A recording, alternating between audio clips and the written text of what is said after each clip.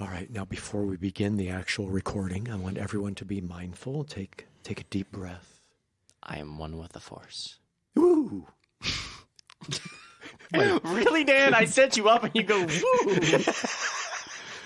Please, can that be the intro? Church in space.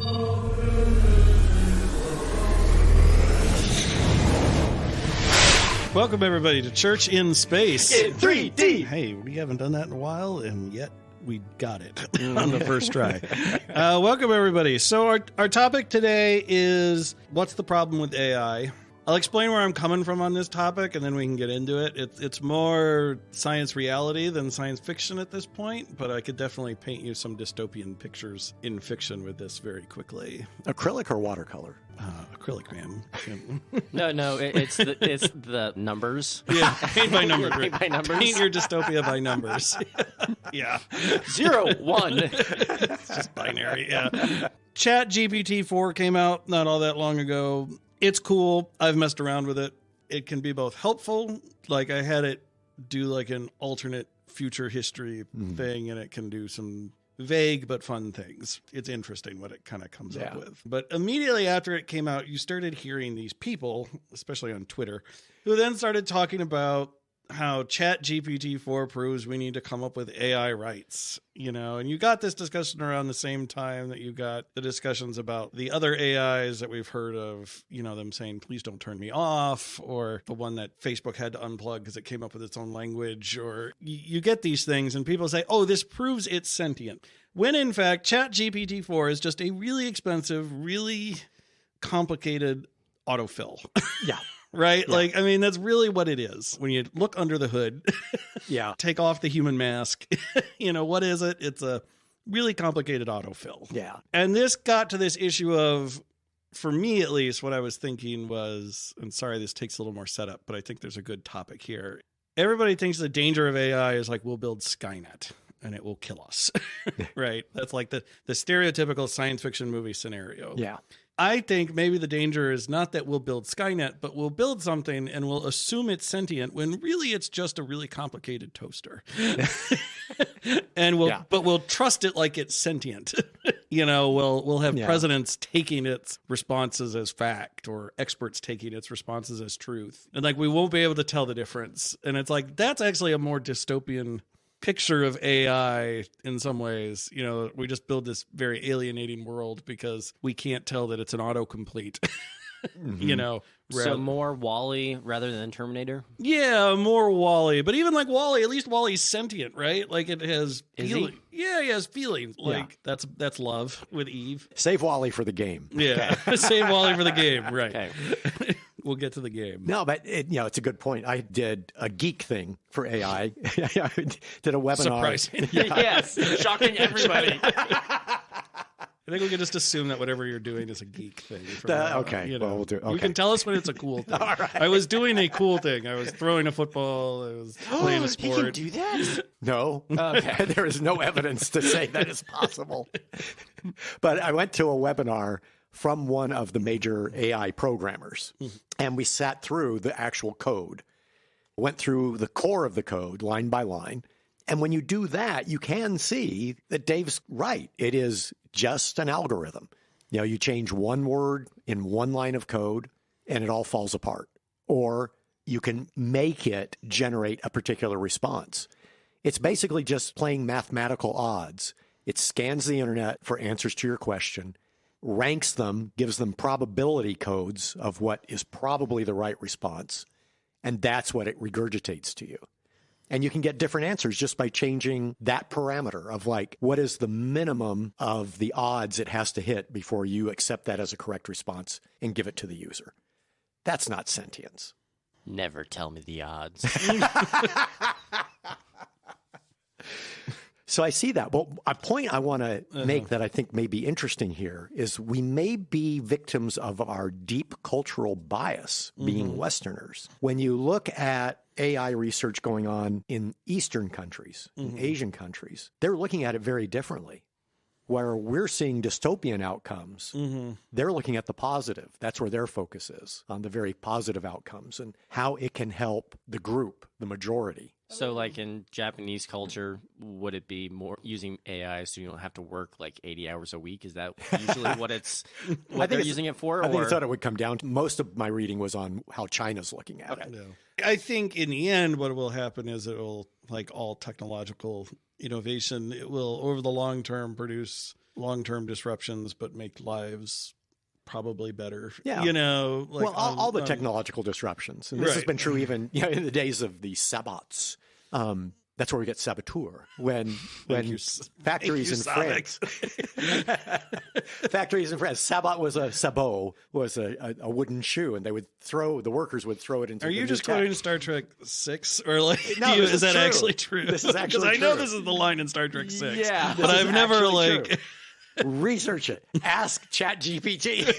I know. So this is the problem. See, I'm Dutch, so like my people created the wooden shoes. Like, it was used as a force of destruction. Yeah. You see, even that simple technology was a disruptor. Let's just all be Luddites. Yeah. Interesting you say Luddites. The I very derivation of that word. specifically use that word, Dan, and we're not going into it. But every time we have technology, it is disruptive at first. Yeah. But as far as people goes, it ends up creating more jobs than the jobs that it eradicates. No, right. I mean, productivity increases are good. Yeah. And, yes, absolutely. Yeah. I mean, you can also say the internet, it was just a precursor to the AI in the sense of we should kill it. Yes. Go back in time and kill the internet before it grows up. Yeah. Yes. Right. I mean, it's just the father of AI at this point. Let's be real. AI is the next evolution of the internet. Yeah. The internet is the digital Eve. I like it. The mother of all AI. Well, yeah. I mean, Nah, there's some really bad stuff on the internet. I would think it'd be a lot more male than female. God help us. I mean, yeah. I think there is like a perspective on it. I would say, I think the dystopian nature of it comes into people mistaking a fake thing for the real thing. I could see a world where like Chat GPT 9 fools people into thinking they're emotionally intimate with this computer program, when in fact it's just you're emotionally intimate with your text messaging app. Does that make sense? Like, It does. It's like just it's emotional self-pleasure ultimately. yeah, right. But like you could see like community, like there being real experiences of alienation because people are unable to tell the difference between real personality and not. Yeah. Right. Well, I mean, two quick things. Thing one, wasn't that a movie? Yeah, there was about a guy who like fell in love with his phone. Yeah. Yeah. And I think like that's actually a pretty dystopian movie. Or the new Blade Runner movie, right? Like he's in love with this program. Right, the robot is in love with this program that like is bought from the big company, and it's like and for it to be more intimate with him, he's got to buy the extension. You got to buy the expansion pack for it to be more intimate with you. There's so many ways to take that. I know, wow. But like I could totally, where it's like Amazon selling lonely guys like digital wife who aren't real human beings. They're just their dialogues Chat GPT 12. I mean, let's look. We're talking a couple of years from now. I know. For that. Well, right. We're not all that far from, which is why I think it's pretty dystopian. Yeah. Have you seen Samsung's humanoid bots? No, I haven't seen them yet. Yeah. If you think digital clones, avatars are scary for how well they replicate real people, you should see Samsung's beta of their humanoid robots. To trigger the uncanny valley Oh, response. man. It really is. It is uncanny how much. About the only way you can tell is that they only have a limited number of facial expressions. So they tend to cycle through. Like if they're going to pretend they get your joke, their wry smile is exactly the same each time. And a real human has variety. Right. Have we talked about on this show about how creepy the concept of uncanny valley is, that it exists? Yes. Yeah, we did bring it up. Yeah, okay, good. That was the last time we talked about AI. Yeah, good. But that gets to your point, right? If you fall in love with a robot, you're really falling in love with the programming inside the robot. Right. That's what's responding to you. That's what's giving you your emotional feels. Right.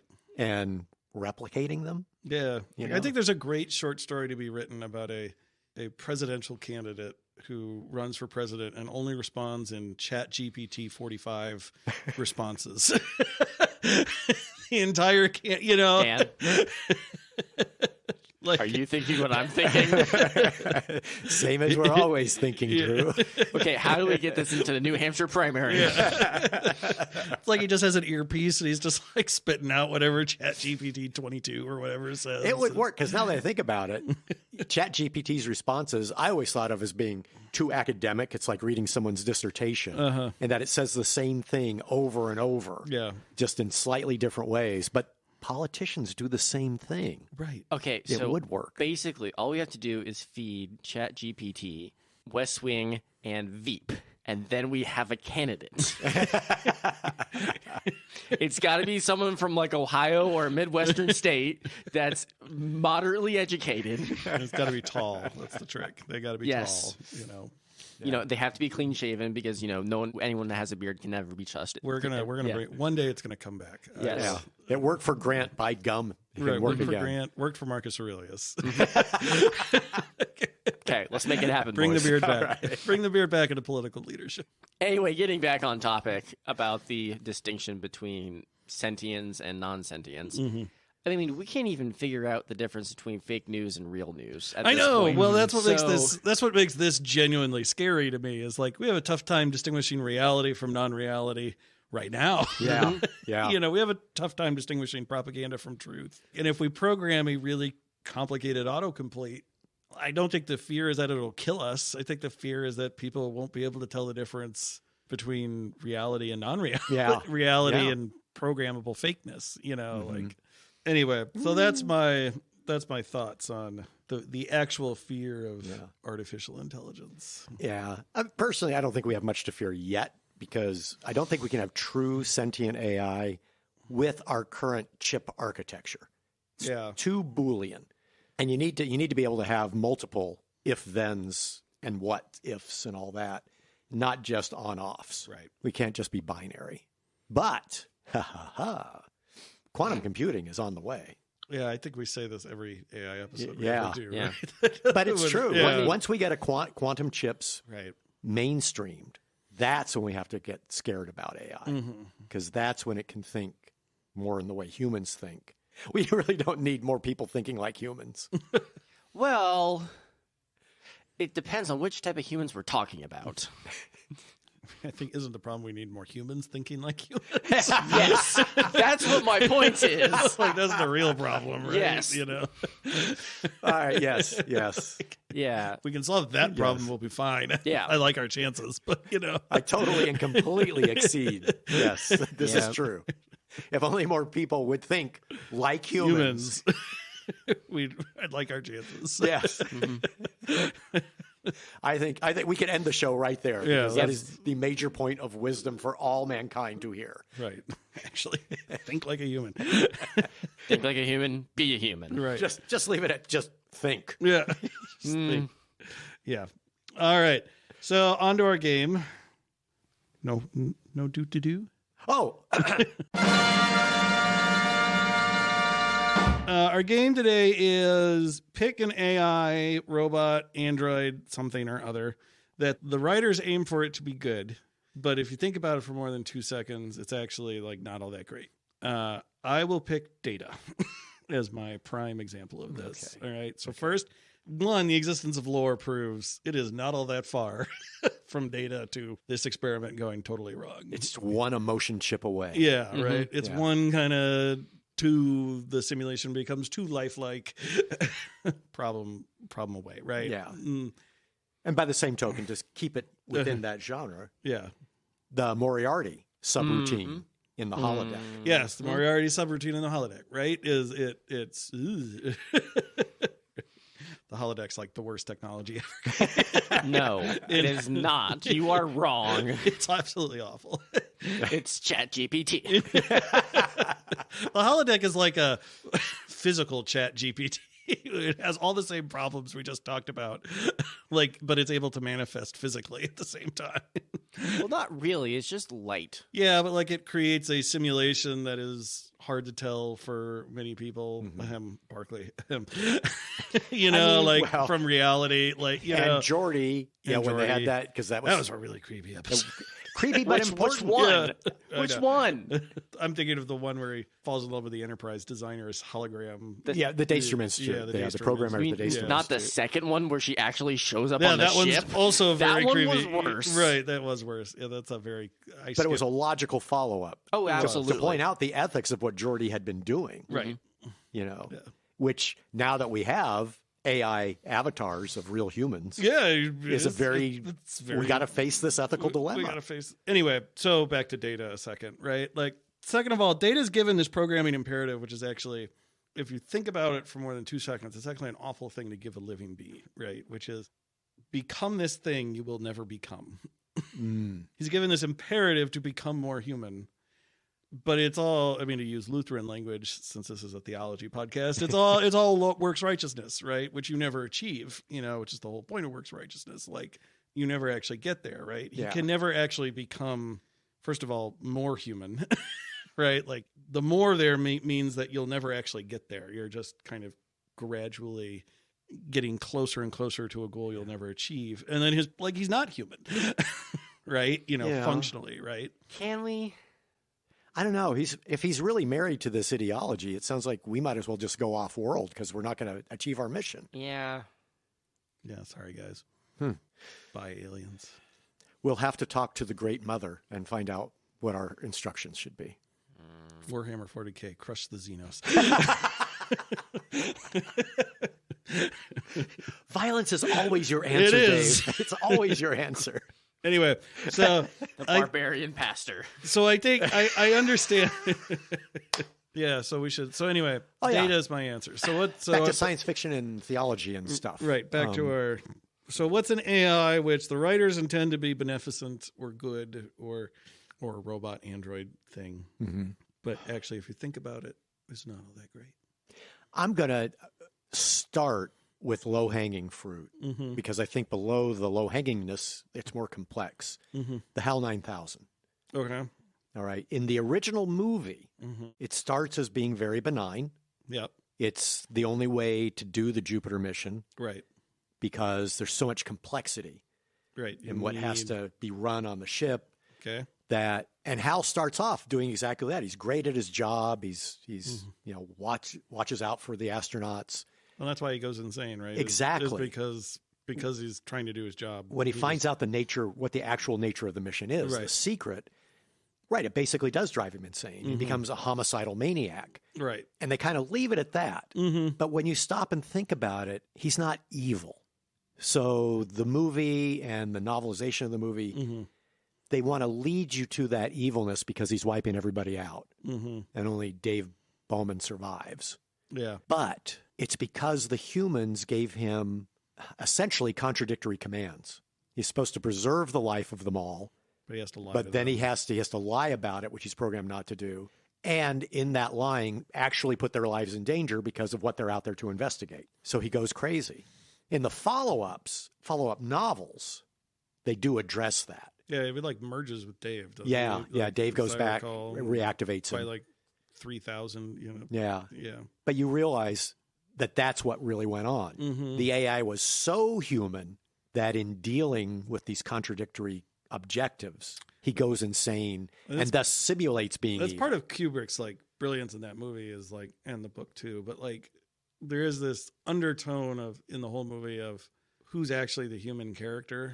You know, like because like Dave's got those like really cold gray eyes. You know, like whoever the actor who plays Dave is, like he's got those Keir delay. Yeah, he's got those really cold gray eyes, and like, but Hal's is bright red. You know, like it's colorful. It's, Yeah. you know, There's a warmth to the red, yeah, oddly. right. It's not like hostile. It's like And the intentionality of the voice, yeah, the voice actor's right. delivery. And that's the whole Daisy thing. And Yeah. Dave's he's very robotic about deprogramming Hal. Yeah, he doesn't let any of the input stray him from his core programming. Right. Turn off Hal. Right. So there is this whole thing going on in in that movie about who's actually the human character. You know, is Hal human or is Dave is Dave the human? Yeah. He ends up not being the human anymore by the end of it, you know. The Star Child. Yeah. All right, Hal. Okay. Trying to remember the character's name. Uh-huh. Knights of the Old Republic. Uh-huh. The assassin droid. What is his name?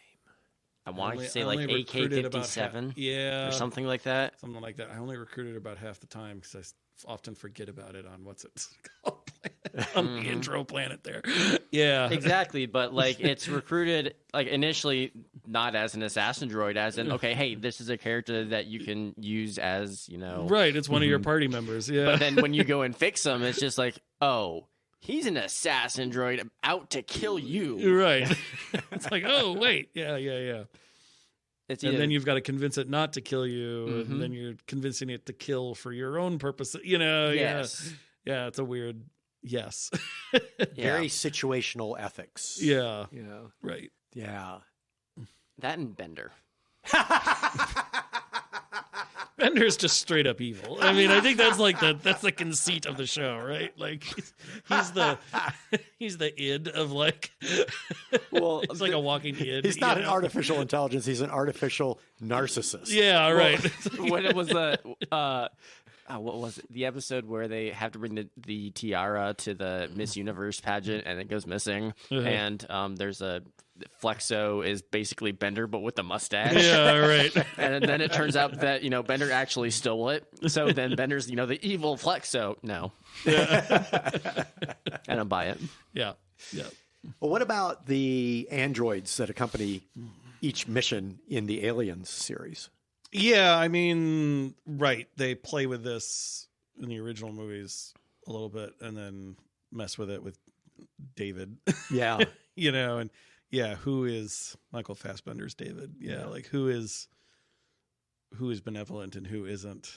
Yes. That could definitely. Yeah. And going very old school. They even bleed, right? Yeah, you know, yeah. right? It's white, but they bleed. Even, you know, like they're Yeah, and even in the first Alien movie, when she rehooks the head up that is one of to the get creepiest information, scenes. and the white The blood is little coming out white- of its mouth. Right. That is one of the creepiest scenes in film. Like that freaked me out. Yeah, that freaked me out more than the alien popping out of Yeah. her chest. Right. That was so cool. Is R2-D2 the chosen one? I do think so this was the one problem with Solo as a movie. The writers clearly intend the droids in Star Wars universe to be comic relief. And Oh, come on. KSO is definitely not comic relief. well, but then they pointed out in Solo, they're like, actually, they're sentient beings that are enslaved. Yes. You know, like that Yes. was the also, one. Yes. Also in Rogue One. With Yeah. KSO, you know, being reprogrammed from Yeah. the Imperial droid and then sacrificing himself. Right. And it's like they pointed it out. All to retcon a reason for why the Millennium Falcon's programming language is so weird. I feel like, you know, I feel like that whole story arc was simply to retcon that line C-3PO says about where did your computer learn to speak? And to get more money. Yeah, That's the only reason. and to get more Yeah. money, right? You know, and it's like I feel like that's the whole reason for that story arc. And I'm like, why do you point that out? You just turned the comic relief of the franchise into like an ethical problem. Although this does, oddly, you have brought us full circle. Yeah. Because you said this idea for today's topic came to you because people online were saying we need to start talking about AI rights. I know. Well, yeah. So obviously it actually originated in Solo. These are people who saw Solo These are and people thought it was a documentary. It thought it was a documentary, right? God. It's a fine movie. It's just like I don't get like why you point out like the moral ethical flaw in your franchise. Like let's poke at it. see if it moves. Right. See if we can make it twitch like if I poke here. Like, you know, like why? Can someone apply a Force Tickle to it? Yeah. Oh, God. Jeez. On that note. Ooh, did you hear that? Derek Yes. almost It was close. It was close. It was close. Yeah. Yeah. So I think every robot in the Star Wars franchise has this problem. The writers intend them as comic relief, but if you think about them, like it's an incredible moral dilemma for like, you know, Yes. Like, if the Solo thing is true, then, like, Luke's whole I'm surrendering these 2 droids to you for Jabba the Hutt to be plants depends on, well, they're slaves. We could always find new one if Jabba blows them up. Yeah, no big deal. Or what was the one in Mando? The assassin droid? The assassin droid, right? No. Well, yes, that one. But in season 3, the red one, the red astromech. Yeah. Oh, that blew itself up, remember? Yeah. Right. It's like, why don't, like, it's an incredible moral dilemma now because they pointed that out. Yeah. Were they just really accurate personality simulators? I was fine. But like now it's like, oh no, they're not personality. They're like real, like Now that they're not Anakin droids. Yeah, like they have feeling. Right. It's like, oh damn.